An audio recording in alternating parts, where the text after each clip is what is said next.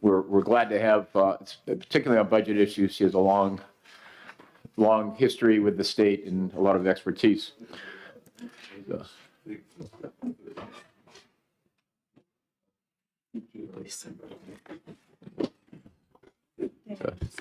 Yeah. So what you have hopefully in front of you is a selection of slides.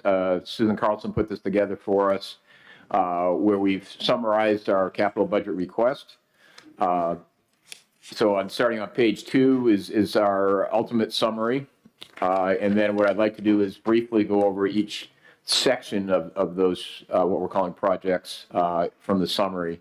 So and again, obviously, Mr. Chair, any questions, just stop me anytime. Thank you. So the first section is on page, we've broken it up here, as you can see. The first section is the next step in trying to upgrade and update our databases in our public interface, as well as our internal interface to get more efficiencies in our databases and in our e-permitting.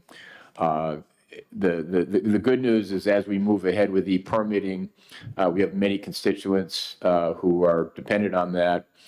The bad news is they're very dependent on that and want more, and certainly they don't, understandably, they don't want a degradation of service for what we currently have while we build more. So we're in this awkward position of understandably for them, but needing to kind of fix our car while we drive it down the road at the same time to kind of get where we need to go. And that's really what we're talking about for that $5 million to continue that process. Under the second bullet is our air monitoring network. So we maintain an air monitoring network of 12 stations throughout the state. Part of this is to meet federal requirements. What we're looking here is to do some upgrades on some of those stations, as well as to purchase a mobile calibration platform to help us maintain those systems. The third bullet is to do some, continue to do some scanning of our historical documents for our subsurface bureau. So we're talking septic systems for the most part. We have hard documents going back to 1967. We have a lot of homeowners and installers who are dependent on seeing those records as those systems get old or need upgrade or replacements. We began digitizing records starting in 2015. Going forward, we're now trying to go backwards, and there's quite a bit of backlog on that. So that's what that bullet is for. The fourth bullet, our laboratory database. So in our water lab, we do thousands of water samples annually. We currently have an antiquated Microsoft Access homegrown database that can't handle the volume, and it can't really serve us or the public. So that's to upgrade that system. And then the final bullet you see on that page is our pools and spas database. So many of, I think probably the senators know, but it's new to some that we've historically had a program to manage pools and spas within DES. Some of you remember some years back before COVID, if you can remember, before COVID, we had some Legionella outbreaks and unfortunately some deaths in Hampton. Based on that, we revamped our program, including, which now the law requires registration by pool owners, annual recertification, and operator and training and certification. We'd like to move that system to an electronic platform and modernize that as well. So moving ahead to slide 4 is our groundwater well monitoring network. This is particularly important given that the past 3 years we've been in severe drought for the state. The good news for this year, by the way, is obviously we're seeing a lot of rain right now. The expectation, unfortunately, is we will see what's called flash droughts in the state. So we'll go from pretty wet surface water. Our expectation still is right now is looking for the very southern part of the state. We may end up in drought again this year for the southern part of this state near the Massachusetts border.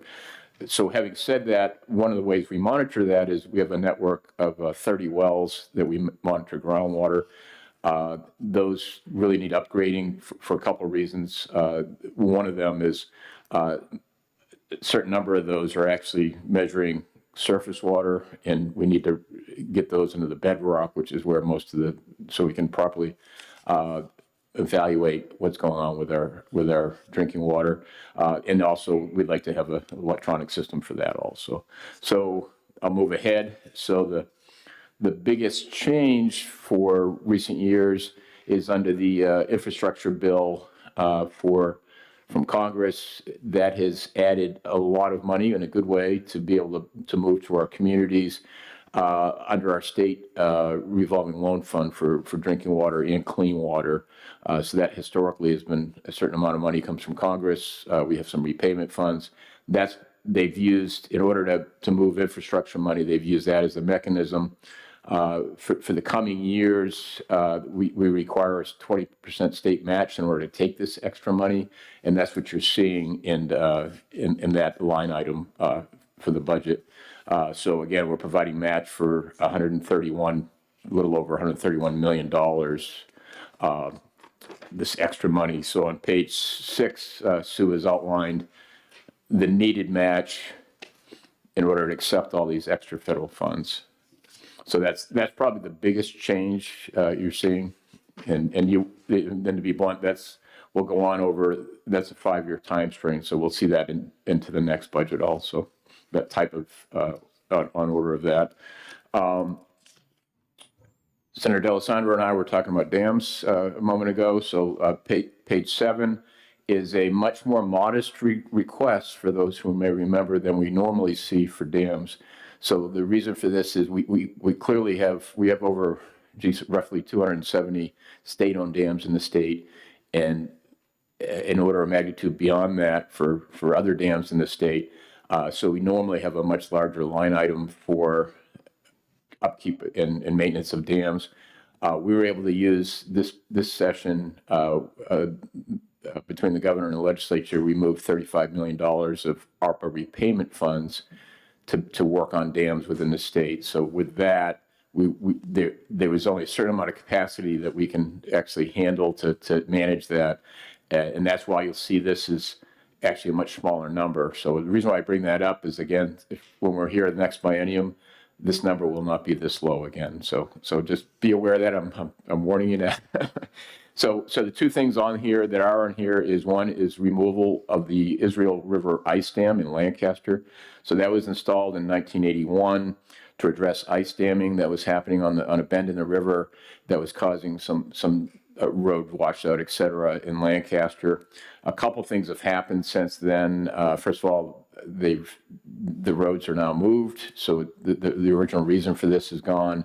And over time, for different reasons, there's been some maintenance issues. Again, this is not our dam, and it's become in disrepair. So the dam actually, we call it an ice dam. It's supposed to be an ice prevention dam. Right now, it is an ice dam. It's not working, and it actually causes ice damming. So we were able to work through a congressional delegation and Army Corps of Engineers in order to get it deauthorized as of last December. And this money is to actually remove that because it's now become a hazard. The other part of this dam repair and reconstruction category is upgrades for our data collection system for dams. So we have a collection system across 32 stations. And again, it helps us manage the dams and anticipate what we need to do for storms like we've seen recently. So the software for that's out of date, needs replacement. That's our primary concern. We also have some security cameras on our dams, and they don't meet any cybersecurity protocols at the moment, and those need to be replaced also. So we're looking at some hardware and software for that issue. And then finally is our Winnipesaukee River Basin. So again, this is we are very unique in the country that the state and the agency owns and operates a wastewater treatment facility in Franklin and collection and pumping stations throughout 10 communities in the Watabasaki River Basin. So this particular project you'll see is, and again, I'll also, for anybody who's not aware, so there's no capital budget, there's no general funds that go to this. This is all participant funded from the member communities. And in this case, the member of Belmont, they have about 2.5 miles of ductile iron force main for their sewer system that was installed over 40 years ago and is leaking and needs replacing. So that's what this particular line item about. The community there this is part of their plans. This is part of what they're assuming is going to happen. But again, the law says it has to go through the general court. So that's a summary, if you will. I don't know if there's any questions. We're certainly happy to answer any. And again, I have the brains of the outfit sitting next to me, so hopefully you don't stump. If you stump me, you won't stump her, I'm going to guess. So. Thank you very much. Are there questions from the committee? Senator Waters. Thank you, Mr. Chairman, and thank you, Commissioner, for all the good work. And so I just wanted to follow up on the difference between the request you put into the governor for the drinking water state match and the clean water state match, and obviously the couple million in one and almost like 3.5 million in the other difference between that and what the budget came through. Was that just driven by the amount available from the federal? Sorry, short answer is yes, but I can call a friend if you want a more detailed explanation. Good morning, Senator Waters. Good morning. When we originally put this budget together, we hadn't anticipated award amounts for 24 and 25. EPA has been revising that number downward. And so we adjusted our budget request downward through the governor's office because we didn't need that extra match. I may follow up, Mr. Chairman. Of course. So does this mean that we aren't going to be able to get as many projects done as we thought, or is it just that this is what we have and we can still do what we need to do? The needs of the state far outweigh the amount of money we have, and it will always. We get requests when we do our annual request.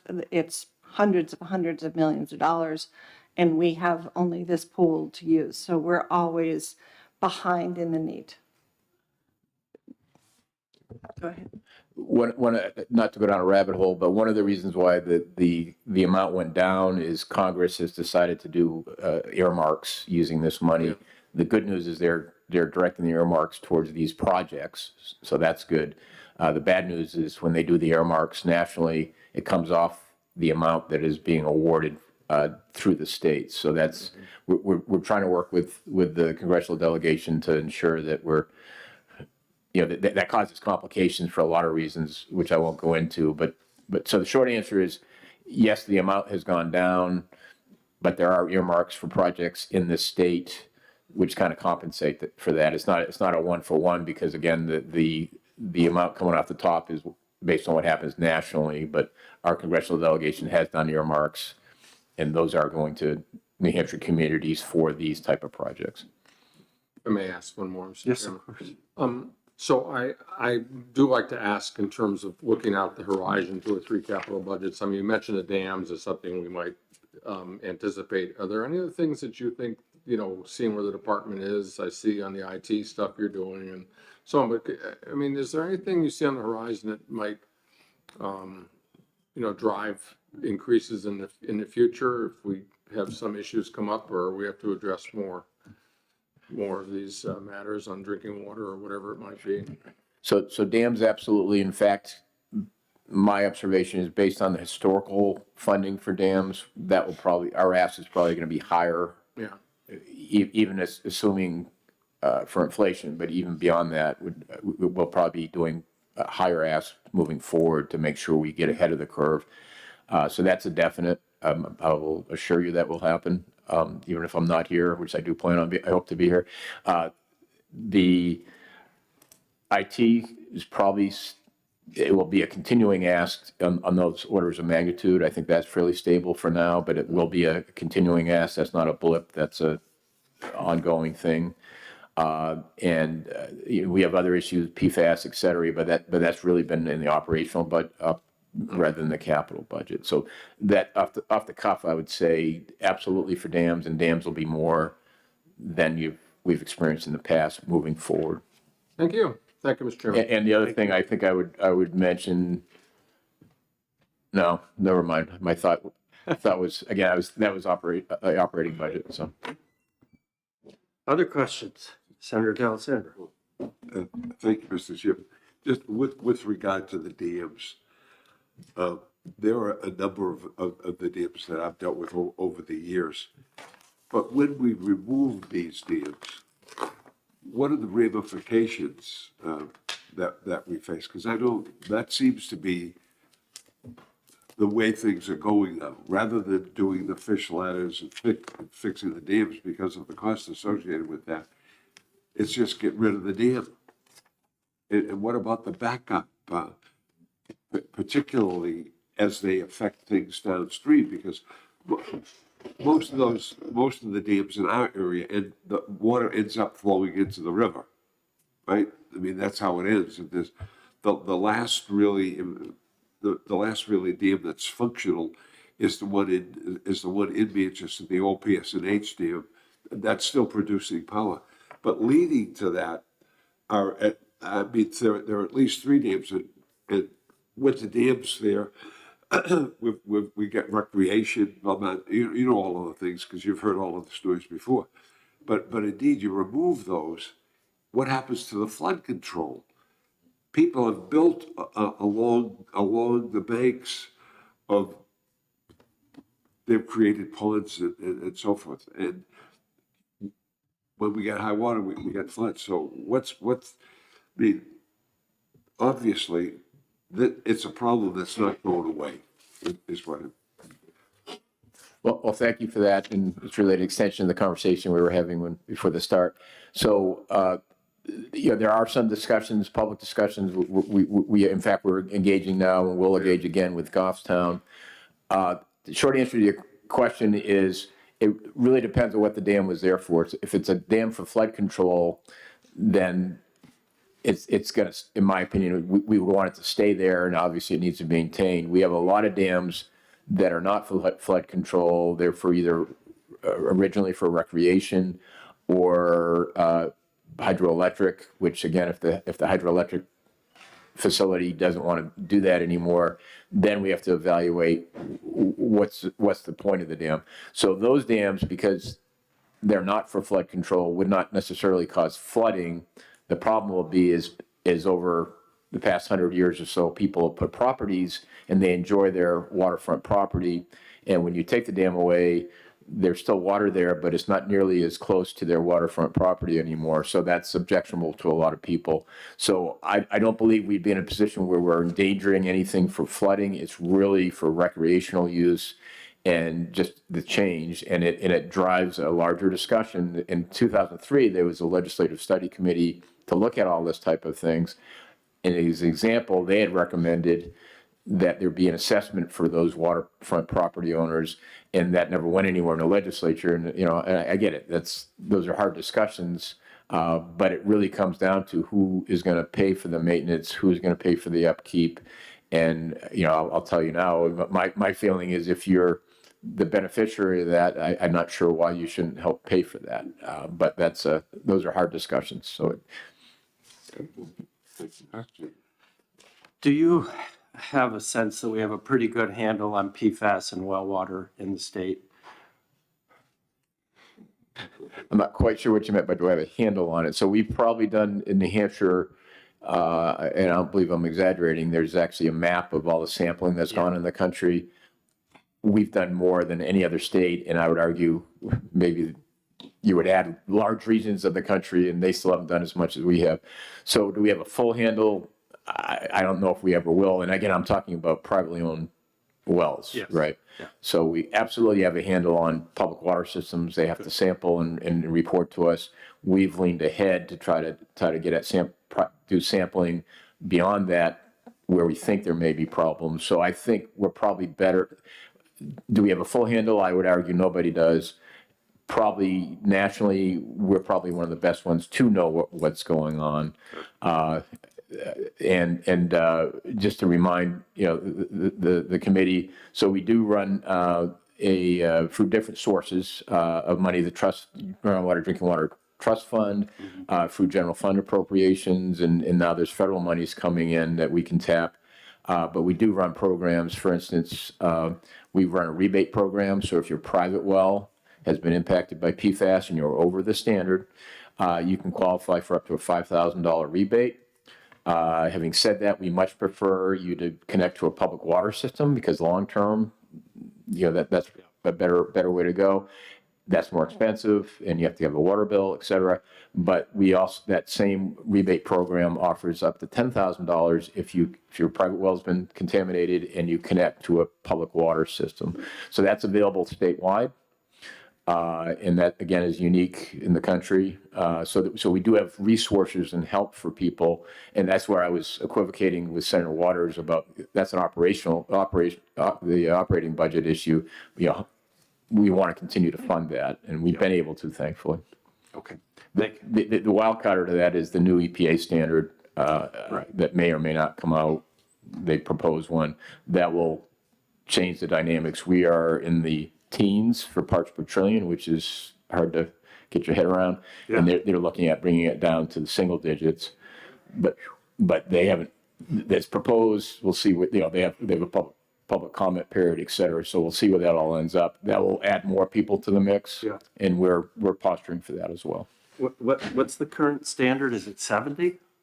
No. So a few years back, we promulgated drinking water standards for the state for 4 of the compounds, and they range from 12 to 18 parts per trillion, depends on which of the 4. And the legislature actually codified what we did in I rule. remember that.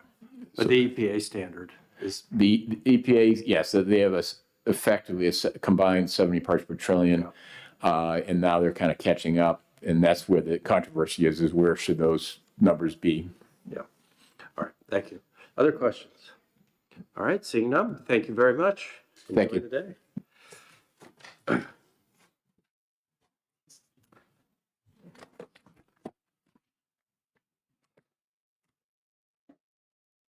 All right, next up, we have the Department of Transportation.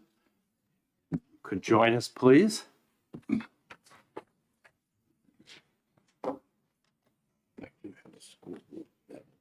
Okay, great, thanks.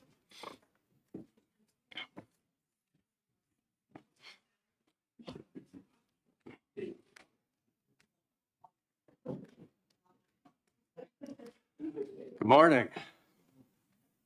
Good morning. Welcome.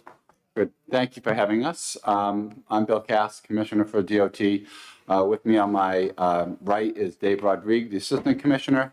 On my left, Andre Briere, who is the Deputy Commissioner. I was going to give a very brief summary and then have Dave and Andre walk through the specific capital item requests within their divisions that they oversee.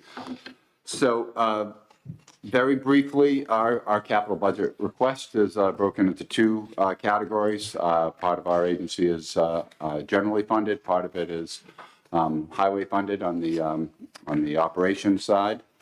And the general funded side deals with our Bureau of Aeronautics, Rail, and Transit. So the first section deals with General Fund 10 with the general fund request. And on the first page of the budget presentation there, Form 2A, the summary for the general fund. You can see a very broad overview of our request.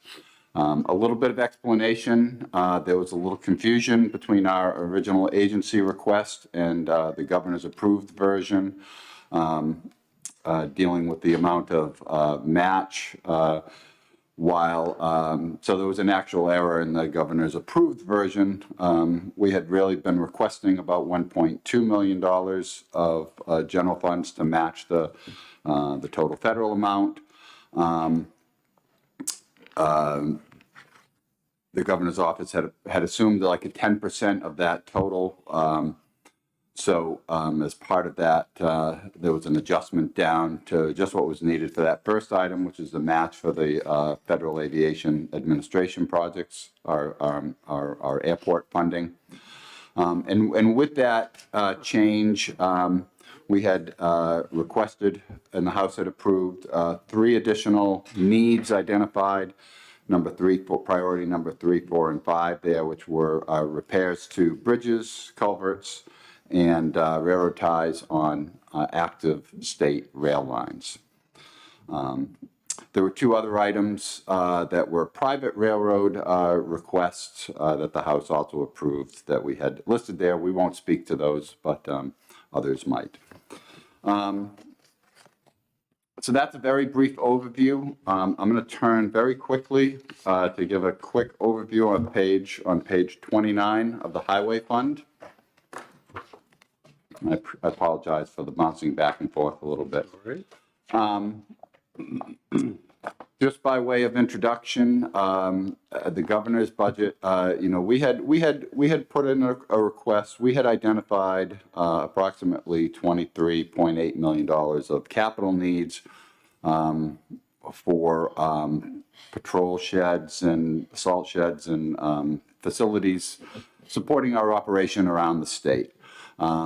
The governor's approved capital budget had not included any of our requests. We had assumed that at least our top 3 priorities would have been approved. That was some of the discussion we had beforehand, but in the end it wasn't, and we had those discussions with the House to at least fund our top 3 priorities listed there, which deal with salt sheds, underground fuel tank replacement, and crew quarter improvements, which are a result of fire marshal inspection, light safety deficiencies that were identified. So with that, that's just a very broad summary, and I'll ask Andre, stepping back again, I apologize for the bouncing back and forth, to just walk through quickly the priority items from his division, and then Dave will go through the ones for in a little more detail. So Andre? Thank you, Mr. Chairman, members of the committee. Again, for the record, Andre Briere, Deputy Commissioner. If there are any questions on the railroad items that were approved by the House, we're happy to answer those. We can get into as much or as little detail as you'd like. But we'll start with the FAA matching fund. Were there any questions on that item? Again, that was for $1.192 million. And what that does is it takes care of state match for our program of capital improvements on our public use airports throughout the state for this biennium at approximately a 5% state share. That unlocks the federal money we need to make those improvements. You can see some examples if you walk through this on page 4 and 5 of some of the projects this will go to over that period.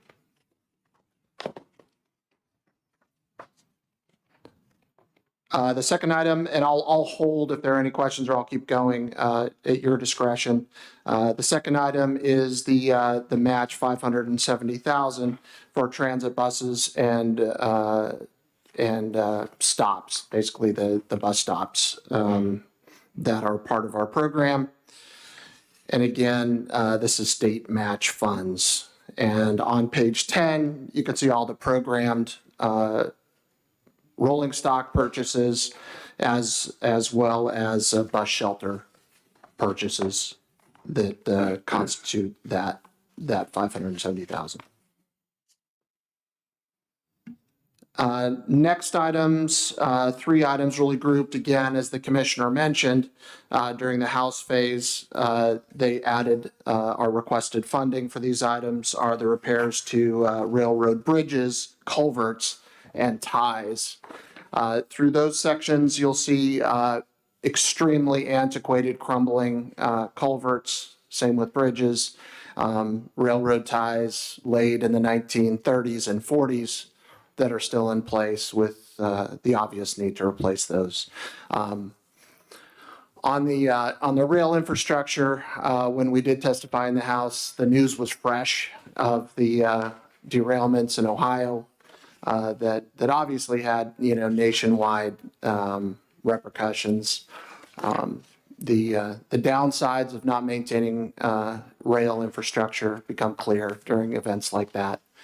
So what this would do is allow us again to unlock a significant amount of federal money to keep our tracks, our active rail lines operational and safe.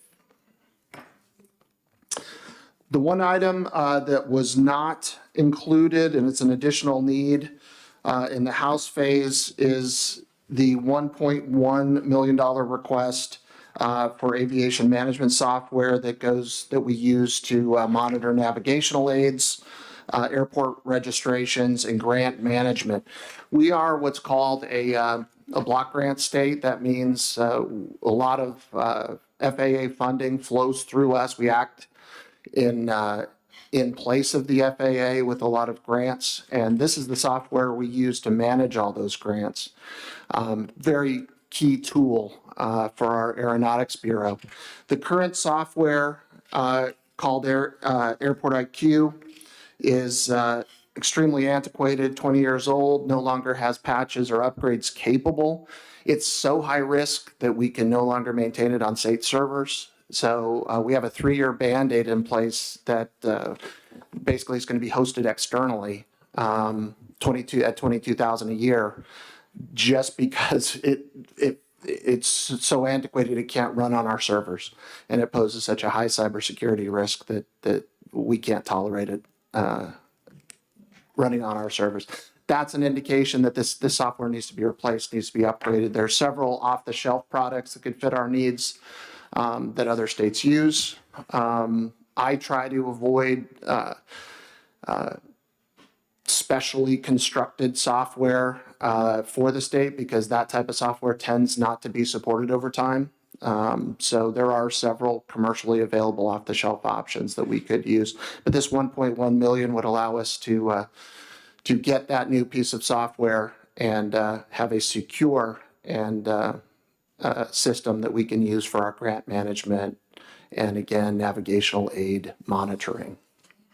So that is our only unfunded request. The rest was covered in the House phase. But I'm open to any questions if any members of the committee have any questions on the general fund requests. Okay, are there questions? Thank you, sir. On the, now we'll let it go. Very good. I'm available anytime or offline. Well, let me ask real quick. The railroad repairs. Yes. Did you mention that there was a federal match to that, or is there no? Yeah. So that's state match to unlock. The railroad. The railroad's doing the match, not the feds. That's what I thought. Okay. Oh, the state rail. Yeah. Okay. I'm sorry. Misspoke there. Okay. Very good. That's all. Any others?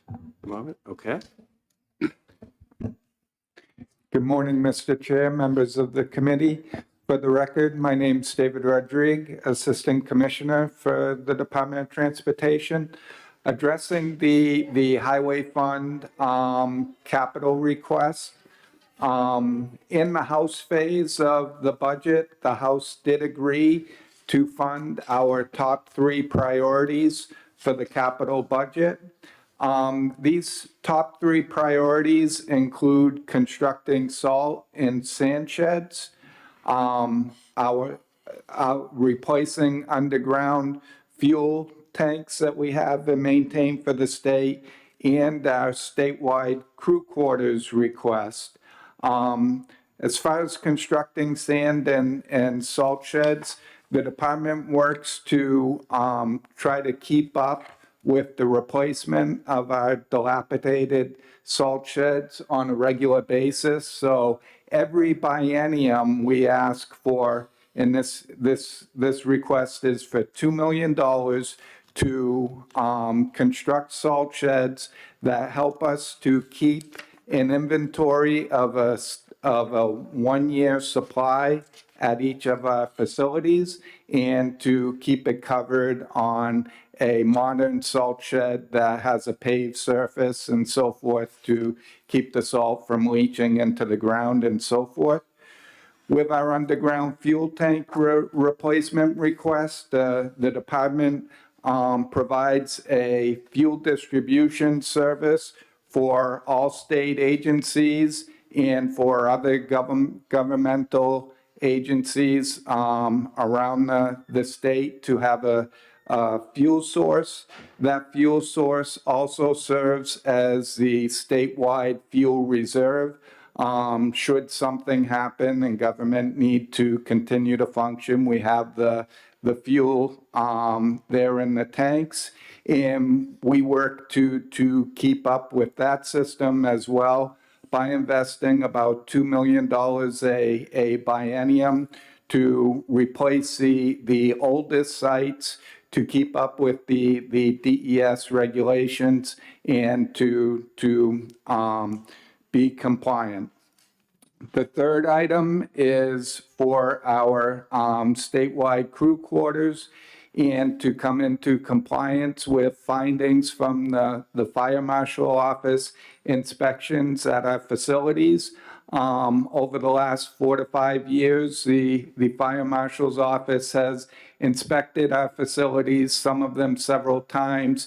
And what they find is the way that we provide rest area particularly for our plow drivers that are there through the winter season, do not meet any of the fire codes or standards in a large number of our facilities. So this capital budget item will allow us to bring a portion of our facilities up to code in that area. So again, the House funded these priorities for us, and we appreciate the Senate's consideration as well. I won't go through the rest of the unfunded priorities, but you do have them there in your book. And you can see even with these 3 funded, there are a significant number of unfunded needs as well. Thank you. Thank you. Do we have any questions? No? Could we go back to the aviation software real quick? Can you sort of reiterate the importance of that? That was left out, as I heard, right? Yes, it was, sir. Okay. Of the House phase. We did make the similar argument to them as well, but this is a key piece of software. Now, I'm going to be perfectly frank. You know, we back in the old days, we did this with pen and paper. Can it be done with pen and paper? Sure. It's just very burdensome and it sucks up a lot of staff hours that would slow the whole process down. And our whole idea and our philosophy and in partnering with our airports, our public use airports, is we don't want to be the weak link in the chain between federal funding and them. We want to make sure we're turning things around as rapidly as possible. And the software allows us to do that in an expeditious manner and also in a transparent manner. So our partners can quickly receive their funds. And the existing software, as you mentioned, isn't being supported. That's right. But it's still working. Still works, still functional. We do have screenshots on page 28, and like so many products, you know, they keep on ticking. It's not failing. It just represents a significant risk. My background is in cybersecurity, and I chair our department's cybersecurity committee. This is blaring red lights on this thing because it's not receiving security patches and it's unsupported by the manufacturer. Okay. All right. Thank you for But that. that's why it's priority 4, because it isn't failing, it is in maintenance mode, it does work, it is just very, outdated and unsupported. Someday it may go down and we'll be back to pen and paper and it will be more of an urgent matter, but it's not that at this point, but it is like I said, a red flag we have, so. Okay, thank you for that. Any others? All right, very efficient. Thank you so Very good. much. All right, thank you. Thank you. Nice to have you here, Mr. Chairman. Congratulations on being our new commissioner. Oh, thank you. I Well, appreciate we are that. well ahead of schedule. 100 years you've been. Is safety here yet? Celebrating your 100th anniversary. Not yet. Congratulations. Oh, Senator, safety had called me yesterday. They may not be able to get here till about 9:50. okay, that's fine. Going to, yeah. Why don't we take a 5-minute recess and we'll resume roughly a quarter of. All right, I'm going up to my Yeah, all right. Have fun with them. Oh, I haven't.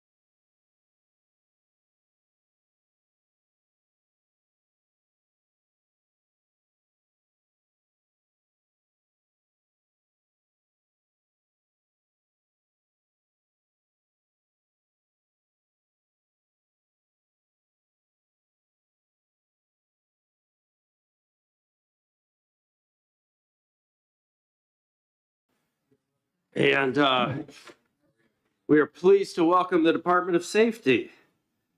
So gentlemen, good to see you. Good morning. Good morning. We ready, sir? Please, Great. yes. Good morning. My name is Robert Quinn. I'm the Commissioner of the Department of Safety, and with me here today is Assistant Commissioner Steve Lavoy, the previous Director of Administration. Today, we speak to the Department of Safety's FY 24-25 capital budget request. The mission of the Department of Safety is continually enhance the safety, security, and quality of life in New Hampshire through professional, collaborative, and innovative services to all. The two capital projects currently funded in HB 25 address critical information technology needs to support the criminal justice system and the delivery of public safety services in New Hampshire. Assistant Commissioner Lavoy will spend some time discussing each of the funded requests and one unfunded capital request to replace obsolete technology at the DMV. We're happy to take any questions that you may have throughout the presentation. Thank you, Steve. Thank you, Commissioner. So on page 2 of the presentation is our first highest priority capital item. And this is just over $1.3 million to replace the state message platform. And what this platform does is it passes criminal justice information between state agencies and also federal entities to allow us to work through the criminal justice system effectively and accurately. The existing hardware and software used to do this is at end of life, and we're looking to replace that and maintain an uninterrupted transfer of data and information. If you turn to page 3, this is a great graphic that really shows the criticality of this piece of software and hardware. So the message platform is in the center of the page, that green cloud. And as you'll see, starting from the top, there's New Hampshire State Services and Information Repositories that are passing information through, including driver licensing services, criminal history records, sex offender registration. There's state police databases, warrants, protective orders, bail orders. There's the FBI Criminal Justice Information System applications on the bottom right. To the left is the NLET system, the National Law Enforcement Telecommunications System, which is utilized by local law enforcement to pass this information through. And then New Hampshire customer endpoints and federal client services, New Hampshire State Police client services, and local law enforcement server applications. So the state messaging platform is the area in the center. That's the nerve center of the criminal justice information system in the state of New Hampshire. It needs to be replaced, and that's what this project does. Moving on to page 4 is our second funded capital project, and this is $1.5 million in improvements for the state police helicopter. This is a Bell 407 helicopter that was put into service around 2002. Mapping and camera software and equipment was added in 2016, and that technology is now approaching end of life. These system upgrades are required to ensure that we can continue to provide public safety services using this piece of equipment. That's search and rescue operations, crime scene photography, major disaster, storm damage assessments.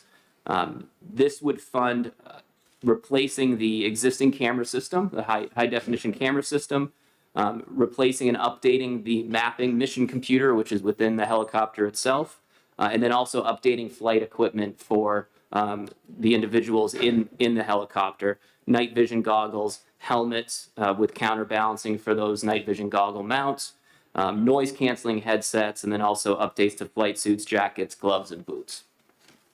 Page 5 shows some of the photographs of the helicopter itself and the mission computer. You can see on the right, that's the mission computer that's used by the flight terminal operator while the pilot is operating the helicopter in the cockpit.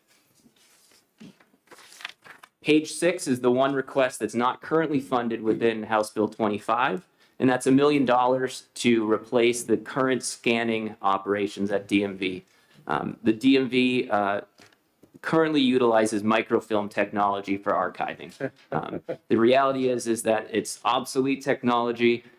We have difficulty keeping the machines up and running, and there's no replacement parts to even repair them any longer. We also recently had problems finding a contract to develop the microfilm because microfilm itself is a unique size, and there aren't vendors available to develop that anymore. So this funding would be used to To replace our microfilm scanning with digital scanning solution, the goal would be to include indexing of those scanned records as well to the files that we have related to motor vehicle sales, transactions, driving records, and the like. There are some other options that would be involved in here that we've looked at, which are really just going to a straight scanning solution. We don't gain any benefit or functionality if we just replace film with scanning. We're still researching that documentation. So on page 7 are some photos showing the existing equipment that we're currently utilizing. The microfilm capture machine is shown on the left, the reader on the right, and then the film itself, both spooled and then a developed set of film, just to show what we're dealing with, which is really obsolete technology. So on page 8 is a summary of the requests. So as you mentioned, there's 2 requests that are currently included, totaling $2.8 million. The additional request for the DMV document scanning update is $1 million. And on page 9, we just also want to bring to your attention some adjustments that we had requested and that the House approved related to an existing capital project that's carrying forward, and that is the updates to the state police hangar related to the aircraft. We had originally had a capital project that was a joint project with Military Affairs and Veteran Services that was half funded with general funds, half funded with federal funds. We ran into some challenges in building our part of the hangar, and also MAVS ran into challenges as well with federal regulations with fire suppression requirements. Because this is a state building, the state police section does not need to follow federal regulations with fire requirements. And so we decided to go separate with our structure and utilize a fire marshal approved solution. In order to do that, there was some additional work that was done in the last legislative session to transfer the general funded portion of that project directly to the Department of Safety. That's been completed. Now, after we got some updates in cost estimates with all the changes in inflationary pressure that we've seen, we've determined that the funding is not sufficient to build a new hangar, and instead we'd like to renovate the existing hangar with these systems. The language in House Bill 25 has been updated to allow us to use this money for renovation as opposed to a new hangar construction. And so that language does what we'd like it to do, and we'd request that it stay within the bill. Okay, And that concludes our presentation, and we're happy to answer any questions. very efficient. Questions from the committee? Senator D'Alessandro, please. Thank you, Mr. Chairman. Commissioner Steve, what about the usage of drones? Now, I know that there was a request that came to fiscal, right? Where we purchased some drones. Are we using them to monitor traffic? I mean, for those kinds of things for which the drones were designed. Yeah. So we do have drones that state police has purchased and operate. A lot of those have been purchased using federal funds. And there's different operations where they would be deployed, and those are currently in use. They don't serve the same purpose as the helicopter, and while they do help to enhance the functionality, they are not at a point where they can replace. Okay. Thank you. Sure. Any others? Seeing none, I think you did a heck of a job, Aaron. So, all right. Thank you. Thank you. Senators. Although maybe get my head together. No,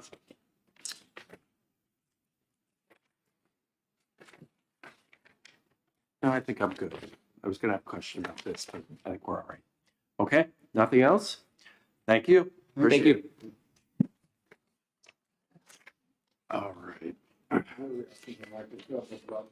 Oh, I last used micro 1990. Well, I was thinking, when did I last use it? It was dissertation research in 1990. I remember. Yeah, I remember. Yes. Yeah, we're old enough now, aren't we? It's like I feel older every day, but beats the alternative.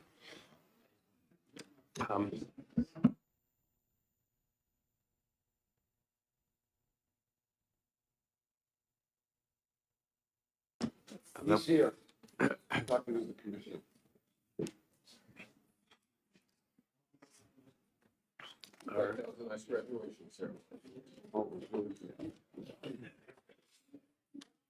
Good morning. How are you today?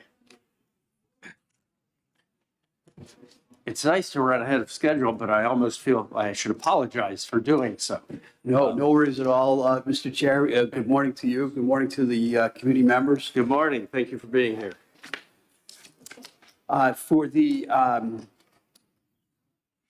For the sake of brevity and with the consideration of the chair, I would just ask that my testimony just be entered into the record. Of course. And for the record, my name is John Skippa. I'm the Director of New Hampshire Police Standards and Training. And really what we are trying to accomplish is to create or recapture some classroom space. We're in dire need of classroom space right now, and office space for that matter. We've had a number of new mandates that we have taken on over the last 2 years to include increased mandatory training for in-service officers. We are running more academies per year now. And we have increased the size of our staff, although not significantly. We do have more staff than office space at this time. Really, we're looking at 2 projects. The first project would be to take a firearms decision-making simulator and move it from space that had initially been classroom space and bring that to an outbuilding and then reclaim those 2 classrooms back as classroom space. That cost has been estimated by the engineers from the state of New Hampshire at $300,000. And the second project would be to, in essence, take what is really a break room right now and convert that into more classroom space, and also create a kind of a larger office for 2 employees. And that project has been estimated by New Hampshire engineers at $150,000. The reclamation of these 2 spaces to back to classrooms, or reclaiming the classroom space in the first instance and then creating new classroom space is going to allow us to really get back to the mission of conducting training both for recruits and for in-service. And I certainly stand ready to answer any questions that anyone might have. Okay, very good. Thank you. Questions? Pretty concise. And even the chair can understand this one. So thank you very much for your time. If there are no questions, you're good to go. Thank you. Thank you. And I do not see the community college system here yet. Are they here? Oh, wonderful. Thank you. I have not. I have not, no.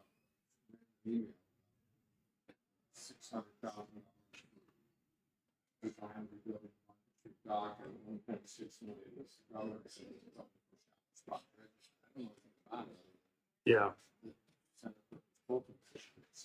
I've not heard a word. No. And I know Gino. I haven't seen him. I don't think it's. Yeah.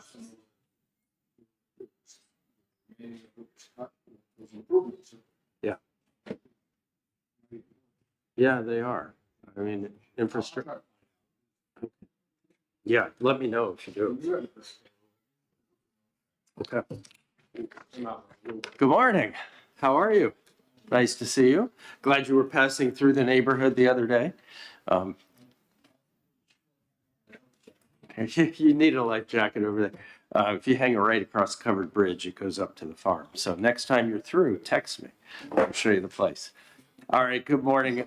We welcome the Community College System of New Hampshire this morning, and look forward to hearing what you need.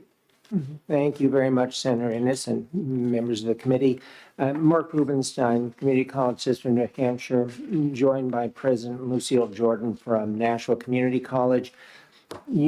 I'll be efficient and say that I believe you know our work and who we serve, which is the state of New Hampshire, creating opportunities for students to engage in New Hampshire's workforce, in New Hampshire's civic and cultural vibrance. Our request this time is relatively straightforward. We are focused on sustaining the physical plant that we have with some critical maintenance needs. We are interested in support for our continued investment in technology infrastructure, cybersecurity as part of the evolving delivery of our programs through online environment. But the one specific programmatic request we're making is for a respiratory therapy facility at Nashua Community College. So in the interest of time and focus, I'd like to turn the microphone over to President Jordan. Thank you, Chancellor. Good morning, Senator Ennis and Greg, Bradley, and D'Alessandro, and Senator Walters. It's a pleasure to be here this morning. Nashua Community College, along with healthcare providers in southern New Hampshire, identified a growing need for respiratory therapy assistance. Respiratory therapy is a rapidly and constantly evolving field that requires a high level of technical skills, an essential component of healthcare. Oops, closer, thank you. All right. Particularly in context of the ongoing COVID-19 pandemic, with the demand for respiratory therapy services increasing rapidly, it is critical we provide adequate training and resources for respiratory therapy assistance. A teaching respiratory therapy lab would provide students with hands-on experience in the understanding and the diagnosis and treatment of respiratory conditions. It is crucial that students have access to the latest equipment and technology in order to develop these skills and gain the knowledge necessary to provide the best possible care for our patients. A dedicated respiratory therapy lab would provide students with a safe and supportive learning environment where they can practice and perfect their skills under the guidance of experienced faculty. This would not only help to ensure the quality of education they receive, but also prepare students for the challenges and demands of the real world. NCC is uniquely positioned to meet this workforce demand and offer this opportunity to students due to an ongoing relationship with area hospitals and clinical sites and its partnership with its sister college, River Valley Community College, to locate a satellite of its program on the NCC campus. NCC is passionate about serving our region by creating this opportunity to prepare students for a career in this field. NCC could effectively offer this program in partnership with River Valley Community College by the fall of 2024 if this request is approved. Thank you. Thank you. All right. Questions for the community college system? None? If not, I'll only take the opportunity to describe what President Jordan described about the collaboration with River Valley. It mirrors the work that's been done with the LPN, Licensed Practical Nurse Program. The state had a need, made an investment, and this collaboration allows us to have one accredited institution partnering with sister institutions, saving the cost and the time of standing up multiple programs. Illustration of the way that we as a system can serve the state more efficiently and more effectively. Thank you for that. Yeah. Senator Waters, fellow educator, anything for the system? Me neither. It's pretty, yes, indeed. Indeed. All right. Well, thank you very much. Thank Have you. a safe trip back. Thank you for joining us. All right. We are well ahead of schedule. Chairman, I looked at our schedule too, and the intern lunch, is that the one, UNH is out there from 11 to. They are. I mean, I don't care, we'll do whatever you want to do, but I'm just not sure whether, because the intern lunch popped up after the schedule. Yeah. If you want to stop by over there. Yeah, definitely They do. moved it to noon. They moved it to noon? Yeah. Okay. They moved the intern lunch to noon. Oh, they did? Because Oh, all right. Oh, well, how about that? Yeah. The only way I can is on free lunch. Yes, indeed. Two choices. You want to- Always a professor, the free lunch. Do we have the veterans? We do? Okay, and if they're not, we'll take a recess.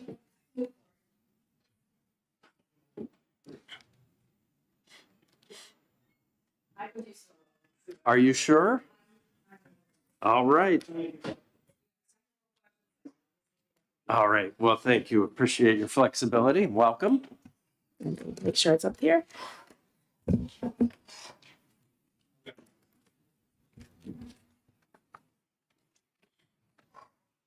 Please. Okay. For the record, my name is Kim McKay. I'm the Commandant New Hampshire Veterans Home. I do have a slide deck. Just briefly, I think most everybody knows our population and who we serve, but we are a New Hampshire Veterans Home that serves the state of New Hampshire veterans. Either they lived here when they were asking for replacement, or when they joined, they were a New Hampshire citizen. And right now, we are licensed for 250 beds. We are budgeted for 225. We have partial payment through the VA. We have VA, resident pay, and general funds. Our mission is to serve the veterans in the facility with dignity, honor, and respect. We currently have 127 residents, 116 men, and 11 women. Our infrastructure priorities are health and life safety and meeting the VA survey requirements. That's how we are paid on a per diem rate. We just had our survey 2 weeks ago, and I'm happy to report we had no clinical findings, which is a great report card. Current projects, just to bring attention to, we had last year, they had said we needed to put sprinklers in our closets. The governor and the fiscal committee supported using ARPA funds. This year, they came out and said that they made a mistake. So we're going to be able to return over $600,000 back to the state and not do that project. We are bringing forth some of the capital repair projects, the parking lot repair and expansion, and the medical lift installation phase 1, which is underway. As we speak, they're putting them in. We have 3 requests on this budget. One is a statewide drainage and water life safety improvement. I think photos do the best, paint the best picture. This is anytime there's rain, like right now for the last wet season. Yeah. We have lots of water running through our basement. And as you can see where the water lines are, they're near our generator. They're coming up out of pipes with our wiring. They are leaving marks right near the walls going up to the electrical panels. So we feel that this is an extreme priority to have that assessed and hopefully fixed. The number is what Public Works has estimated those improvements to need. We also have the entry life safety improvement. Currently, right now, when snow comes off our roofs, it goes right into the walkway. So it's really, with no canopies or no covering, it becomes a safety issue, and we have to shut our doors down in the winter to ensure that that doesn't fall on the residents, family, or staff. So there is a project here for 4 entryways to be put in to curtail that. We have, the first photo of that is just, we bought a temporary carport kind of thing just to put on one of the main entrances. The rest we shut down. So that's the third one. And, the second one. And the third one is phase 2 of the medical installation lifts. This is, right now we're getting 11 put in. We're asking for 11 more with the goal of really preventing injury to the veteran or the staff when they're moving them. So those are the 3 projects we have on the request, and we are going to be lapsing some firewall money that we have already completed the project, and the other 2 I spoke about we are bringing forward. All right. Thank you. Are there questions from the committee? Senator Waters. Thank you, and thanks for all you do for our vets. Thank you, sir. My father was a Veterans Administration doctor for, believe it, 55 years. 55 years. Down in Connecticut, yeah. Excellent. Thank Here, you. a lot of veterans. Anyways, I just wondered, looking into the original request to the to the governor. I just wanted a little update on some of the projects that were in there. They're not funded. You know, I see the Tar South modernization and the warehouse and vehicle storage building. And Yes. are those going to federal requests or we just kind of? No, I'm going to ask for them again. I'll probably ask for them again the next budget cycle because they still exist. Our warehouse right now is very, very, very small. And what we have to do is find every nook and cranny in our facility. And because right now we're not staffed to take the 225 veterans. We use empty rooms to store things in. We tuck things in any place we can. So we have really outgrown our small storage area to the point where we're talking about whether we need to get storage bins, you know, the pods. So that's still a request that we have that we would like to bring forward. It was not supported in the first phase, so we have accepted that, but we will probably bring that forward again. The other piece is the modernization of the rooms. We know that from this pandemic experience, having shared rooms is not ideal to combat any kind of contagious illness. And some of the things in the rooms, they're very small, they're very old. The bathrooms are not ADA compliant, the toilets are too low. So there's a lot of those kind of things. Honestly, some of that I'm going to try to do out of our operational budget this year because they can't wait. And it was taken off the capital. So we're going to try to tackle that with some of our operation budgets, trying to make cuts in other locations. If I may follow up on that. Mr. Yes, Chairman. please. So I've got a couple of questions actually. So back to the storage building, is there opportunity for federal funding, you think, in the future, or is I could definitely explore that. I could because they are looking at projects. It takes years, but it's definitely something I'd be willing to explore. I've only been in this position for about a year and 4 months, so this was already an existing request. But I will go back to the VA, our liaison there, and ask if there's any resources with them to share the cost.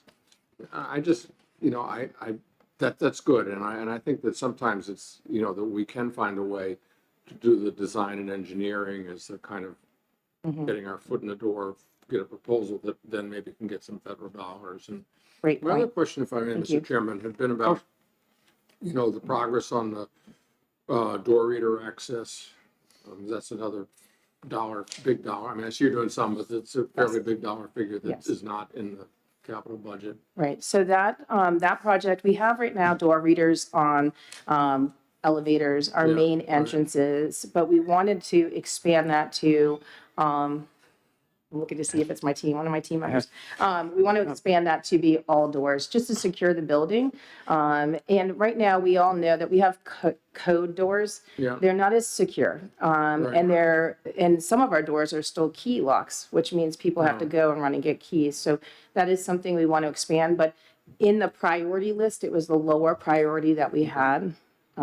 Definitely the warehouse, and this is Stephanie Kelly, who's our business administrator, who oversees the warehouse, and she could agree that is a project that we would love to see come to fruition at some point.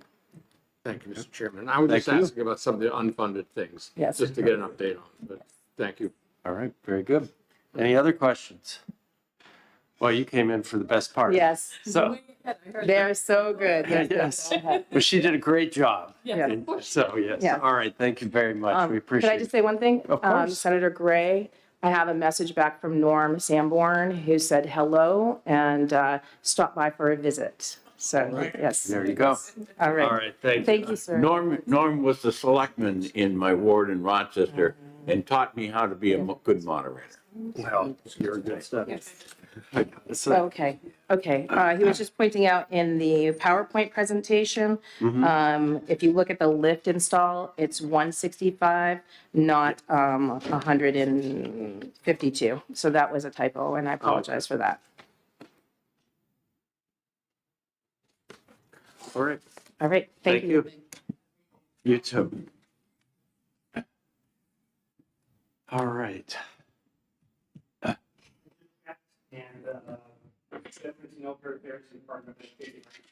Okay, so we will take a recess. Let's check back in at 10:30, if that's all right. Okay? Committee is in recess.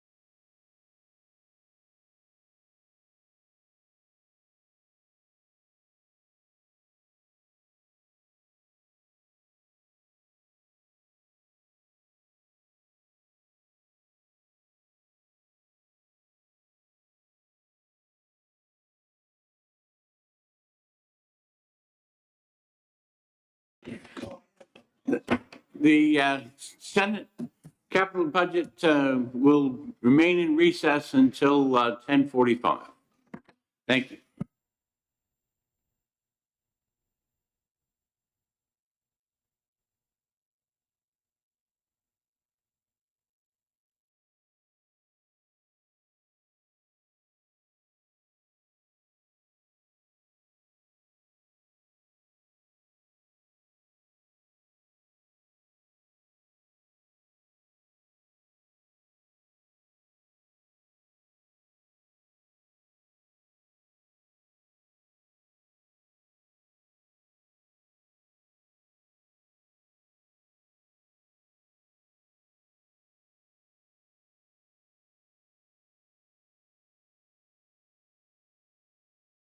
Back from recess, the pair of us. We already recessed until 10:45. I thought it was 10:30.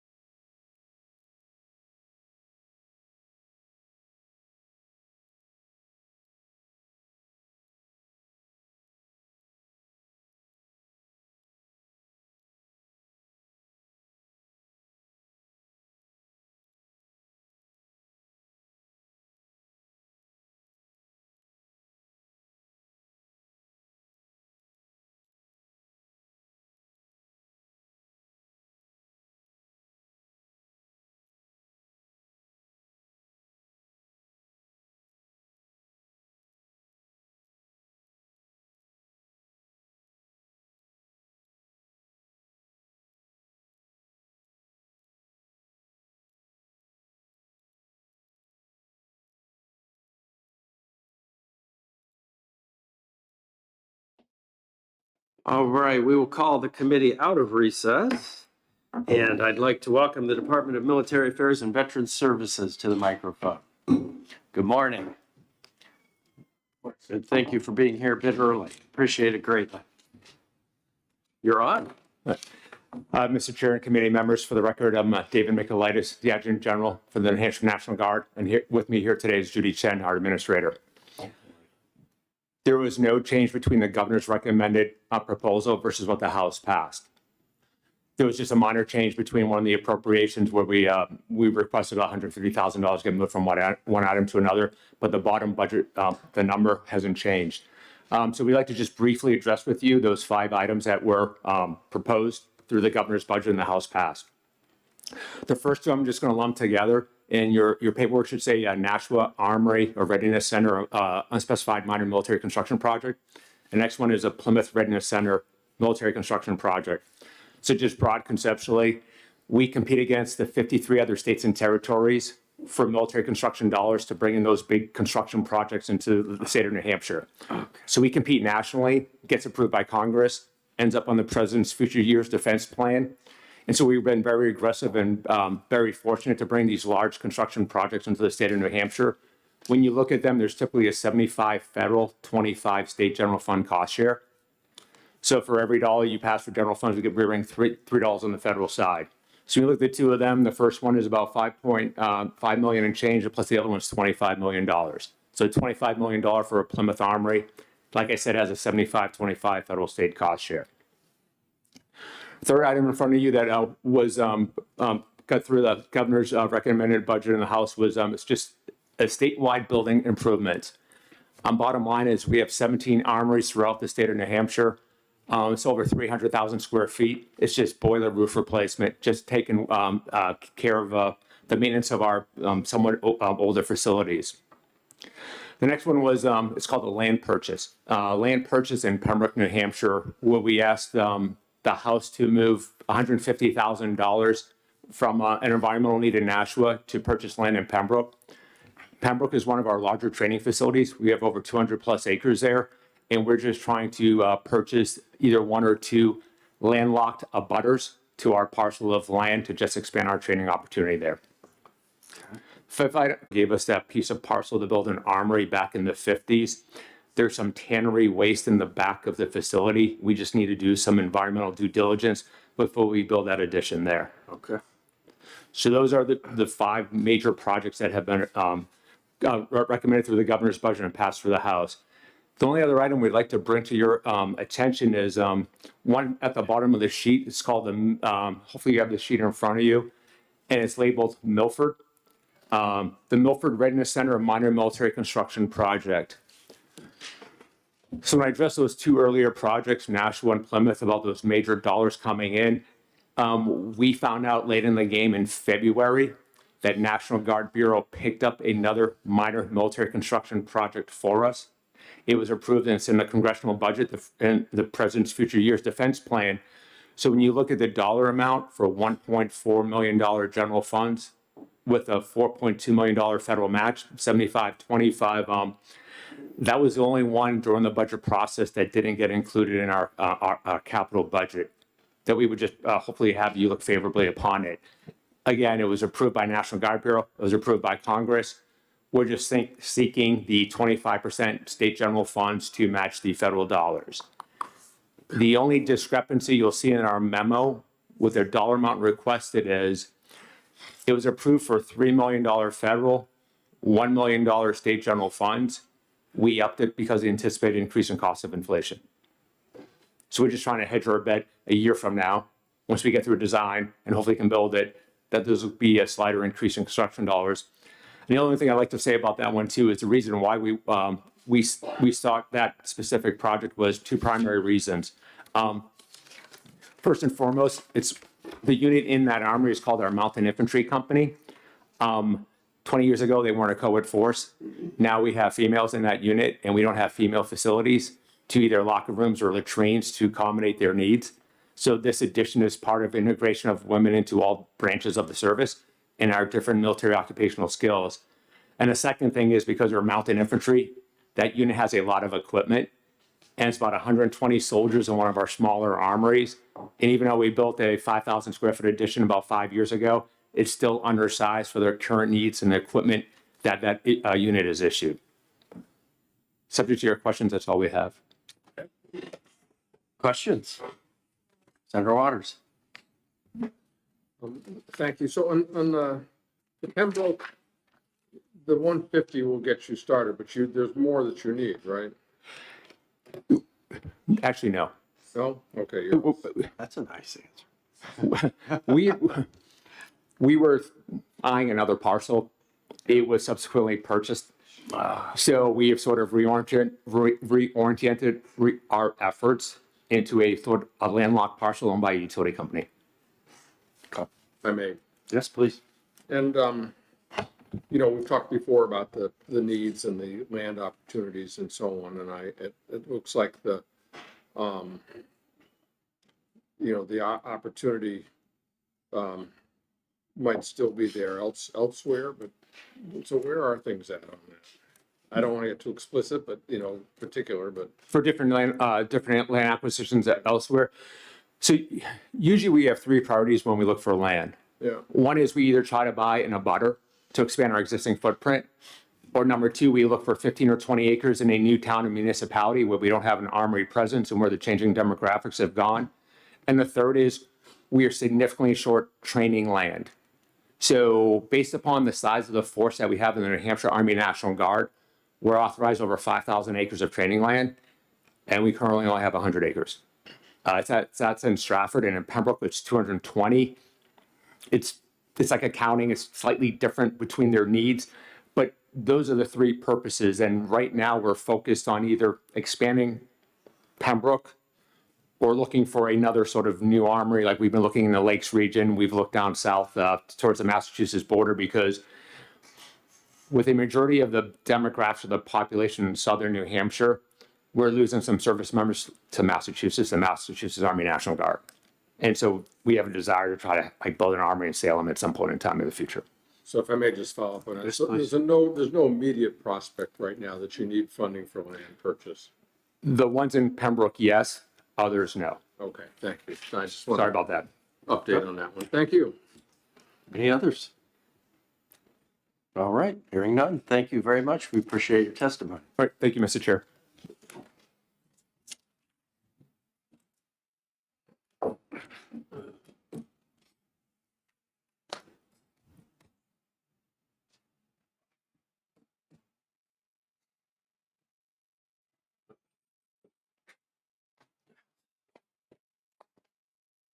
All right, we have the Department of Education with us now. Thank you for coming a little bit early. Appreciate it very much.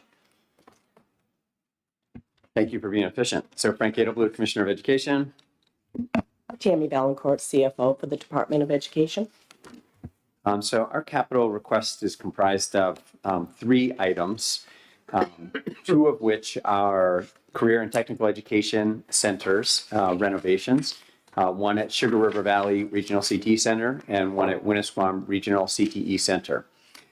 These were handled a little bit differently than has historically happened in the capital budgeting process in the House side. Initially, we normally approve 2 capital renovations per year of CTE centers.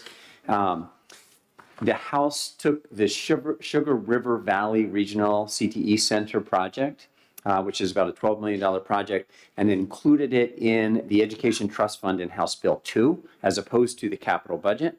And then they included the second CTE center, the Winnisquam Regional CTE Center, in the capital budget itself. We're ambivalent as to where those go, but we just wanted to make sure that that was clear that it wasn't included in the capital. Both of those communities at this point in time have their have had a local vote, and it's been approved. So if that's germane to you. So those are 2 of the centers that are in the normal list of centers for renovation. They went through the normal approval process in terms of speccing out their programs, design specifications that the department has looked at, and we feel that they meet the need for approval at this point in time. I will just put a little flag down. The way that we allocate capital to these renovations is really not a very efficient mechanism in terms of the means for figuring out which centers to invest in. It is a long-standing process, essentially, like there's a wait list, right? So if we built some centers and then we have a waiting line, and it's not based necessarily specifically to need, but so much as it is based on how much time you wait. And so we're almost at the end of that list. So we've got a couple more centers, and I think at that point in time, we will be recommending that the process for how we decide to invest changes on a go-forward basis. But I do think, these communities have been in line, have been waiting, are ready to go forward, and it makes sense to go forward with that. The other and more substantive investment from capital standpoint relative to the Department of Education is the purchase of 25 Hall Street building, which is the Granite State College building. Some of you may know, and I'm happy to go into as much detail as possible, but for certain reasons, the department was required to vacate its space at Lonergan Hall. We did that about, it was like last January. It's been a while. I think it's almost 2 years. Almost 2 years ago. We initially, when we had to vacate that building, we distributed ourselves into some nooks and crannies. It was, early or towards the back end of COVID, but there was a lot of remote capacity. And so we just were having people work on shifts, like 2 days in the office, 3 days out of the office, just very flexible work environment. Simultaneous to all of that happening, UNH decided to, or USNH system decided to collapse the Granite State College infrastructure into the UNH infrastructure. So we still have Granite State College, but it's, part of the UNH infrastructure. That freed up that space at 25 Hall Street at a time when the department needed space. And so we approached the university system to talk to them about acquiring the space. We've been through an appraisal process. We initially estimated that, our initial estimate said $7 million was going to be the market value for that building. There was a subsequent estimate from the Department of Administrative Services that had it at $10 million. We now have an appraisal at $6.7 million, which was pretty good compared to the 7. I was surprised. I would like to request 7.5. And the 7.5 is related to the air handling systems in that building. It has 2 air handling systems, one of which was upgraded in 2014, and which will be fine. The other one has not been upgraded since the origination of that system. And so we anticipate that at some point in time in the not too distant future, there may be an investment needed in that air handling system. And 7.5 would allow us to be able to have that. And it would be funds that would not be spent if it's not needed. And so our ask is that we are able to go forward and procure 25 Hall Street. Okay. Very good. Any questions? Questions, Senator Waters? Thank you, Mr. Chairman, if I may. And, really a couple of questions. And first, I just wanted to follow up for the committee's sake on the conversation about as we reach the end of the cycle on the CTEs, that we've had a subcommittee of the advisory council. We've had a lot of conversations about whether we just simply turn the crank again. We do have some 20-year, buildings now 20 years past the last renovation, we're going to need that. But others are in better shape. And what a new system would let us do, isn't it the case that then we could look at, new needs, new program spaces, and we could be much more creative in terms of regionalizing certain programs, or we could even have joint projects for the community college system. So there's just be a lot of ways to be more nimble. And is that kind of what we should anticipate from you? It is, and I think that you've summarized it correctly, that there's a lot of low-hanging fruit and opportunity to have a more efficient system that focuses more on the needs and the programs rather than simply the age of facilities. Yeah. If I may follow up on Yes, the please. CTEs. So, we have been great about our state's commitment to the CTEs over years. And some very tough budget years, we found ways, sometimes very creatively, to get these done. And so I guess this is, just kind of my worry moment, that if that funding for Sugar Hill does not stick in the general fund, we potentially could see, there'd be potentially no dollars for that. And next year, we'd suddenly be up at a much higher number for the capital budget request if we have to not only take the ones that are coming down in order, but then backfill millions of dollars for that one. So, There is the risk that how you have a spike. How do you feel about the process so far with some of the budget committees sitting here? Right. You know, I just wanted to highlight and see what your thoughts about how this plan is going to move forward. So, I mean, we initially submitted as an agency these projects in our capital budget. They ended up through the governor's phase. One of them had been stripped out and one of them was included in the education trust fund. And I think that that was more a function of just lack of familiarity with the historical process that had been followed. And so much of that was restored in the House budget phase. There's a risk of a spike, right? If we only fund one this year, so if Sugar Valley doesn't go forward, then that 12 million is going to roll over into the subsequent biennium. It's likely that there would be additional projects coming. Those projects have not been approved yet, so it's possible that they don't happen. We have had years, even when I've been here, where we had one project with the Hudson project turn out to be a very large one. But I do think that that's a risk, but more a function of just trying to make sure that we live up to our commitment to these communities who have, been anticipating and working for, upwards of 5 years to try and make sure that this thing came to fruition. I guess I do have one more, if I may, Mr. Certainly. If you don't get the extra 500,000 for the HVAC stuff, Right. you can survive. All that will happen is if the air handling system breaks, that we will request that the Senate meet in one of the hottest rooms in that building during the summer, is what will be the, sorry. So, right, we can't anticipate that it would break, but I'm just saying, should we set aside some But contingency it might be fund? in the next budget is what I was trying to say. It is possible. We don't know that we have that problem, but we do know that there's 2 air handling systems. One of them already had reached a place where it required replacement by the university system. I know I have another one there, and so just trying to anticipate that. Thank you. Thank you, Mr. Chairman. Thank you. Any other questions? Yes, sir. I just wanted to remind the committee that when Commissioner Arlene House was here, he had suggested that this project to acquire the Hall Street property be put in administrative services. Yes. In terms of the capital budget, just because they manage and they would purchase the building. So I don't know if you want to hear from the commissioner on his feelings about that. Sure. Yes, thank you. So we are happy to have the Department of Administrative Services own and be responsible for this facility. We are not, excited about the idea of becoming, owners of property. I will flag as well another part of the conversation, and I don't know if the Department of Administrative Services brought this at the same time. The footprint for Hall Street, there's an adjacent property that is also for sale. It has a property and would expand the parking. It would expand the snow removal capacity. We've been in the building for 2 years. We haven't had a problem yet, but if there's room in there, we had presented that to the Department of Administrative Services that they may be interested in acquiring that adjacent property as well. It's a piece of property that is, likely to remain valuable and Yes. because of its proximity to this one, it kind of makes sense to keep them together. $1.2 million is what it's listed at, but maybe they'll take half. Okay. You can make an offer, Maybe, right? maybe. Time will tell. All right. Any other questions? All right. Thank you for that. Appreciate it. All right. Thank you very much. All right. We reconvene at 1 p.m. this afternoon.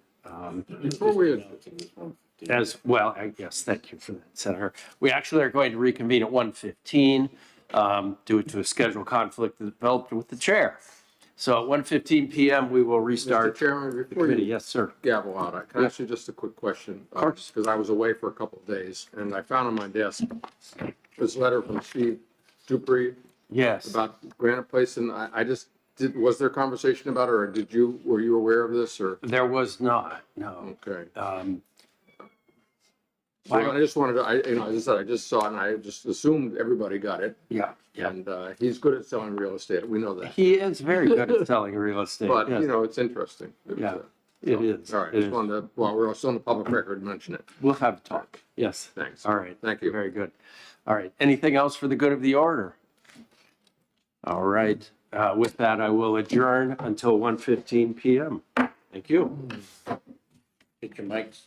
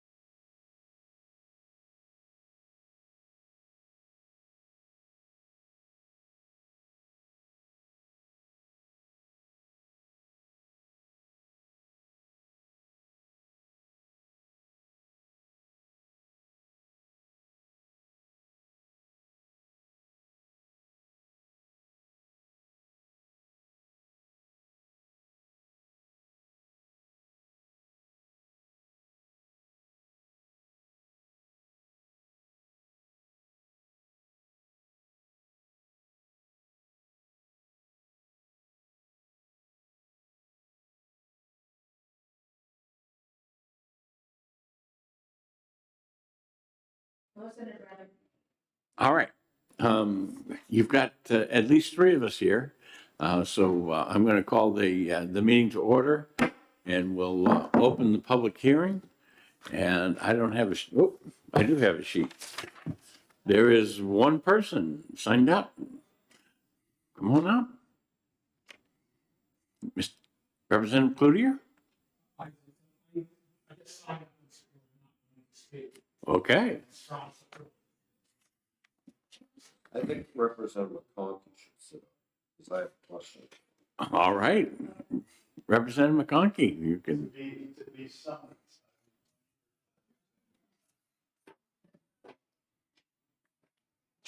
Thank you, Senator Bradley. What can I answer for you? Well, I don't know how you pulled it off, but my question is, do we need to make a single change from all the testimony you've heard from the agencies? First of all, I want to say how proud I am of my committee. It has always been there is not a partisan vote in there. No one ever comes and bothers us. We do our work, and especially proud to hear you say that. I do not see a need for a change anywhere in there, and we're always happy to see that this group, took it up and went through it, and hopefully of the same mind. And but it is just, in my 9 terms, it has always been this way, and I appreciate it. No, I would just say, Mr. Chair, that I think the work that Representative McConkey and his committee has done has been exceptional, and the fact that we're debating so little in the capital budget is really a testament to the hard work. So that's why I asked the question. I thank you. Very good. Senator Waters. I'm sorry, I'm going through my notes here and can't find it, but wasn't there one small lapse that we were going to Wasn't it essentially a restore? DOIT? And I think I saw an email from Chris Shea saying it wasn't necessary. Gentlemen, we're gonna probably go into executive session after the chair gets back. So I'd ask you to hold that part of the conversation. I just wanted to be So back with the when we're in representative here. I just wanted to bring If that he has a comment on it, we'll certainly take the comment. Senator West, I'm not familiar with what you're Well, discussing. we'll talk about it in the exec session. Just the only thing that came up. Okay. That's all. Thanks. Okay, before I close the public hearing, Lance Nichols. Come on up.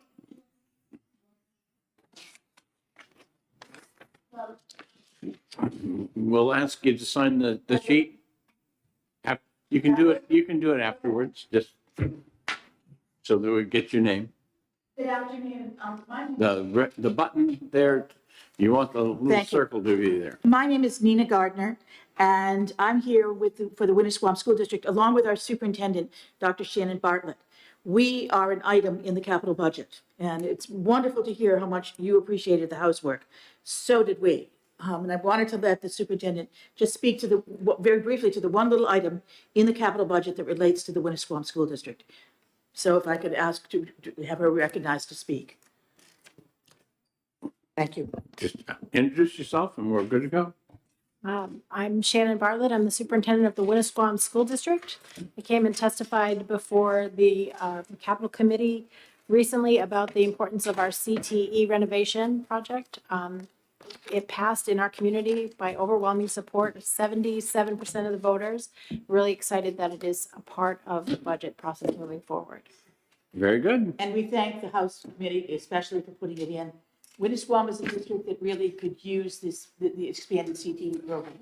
And we were encouraged by the Department of Education. We tried the previous year and lost by 6 votes. And they said, go back and try again. And we did. And the community really embraced it and supported it.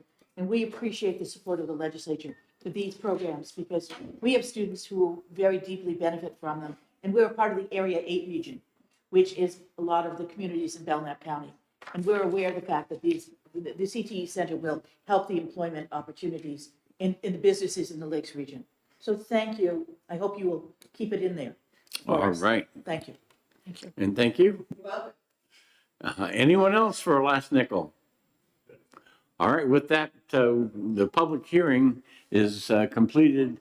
We're going to be in recess for 5 minutes to try to give the chair time to get down here in case he wants to go into executive session. So we are in recess.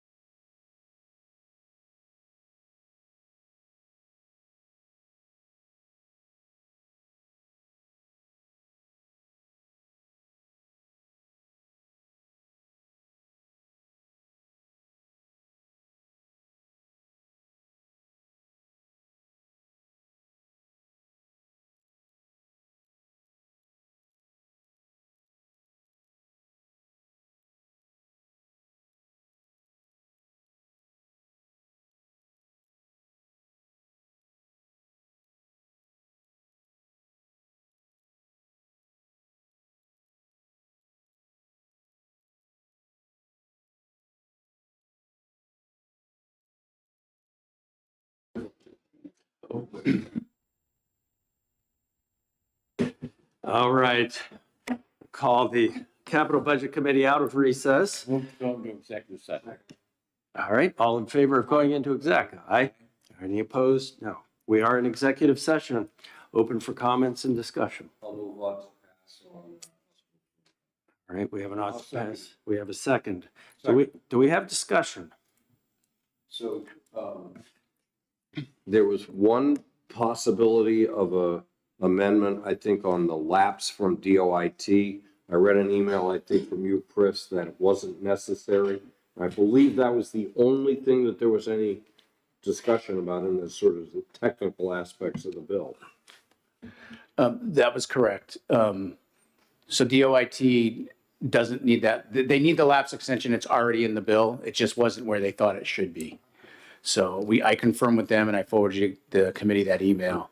There is one other minor thing, but I think probably can be fixed in enrolling, but it's on page 11 of the bill. It's row 20.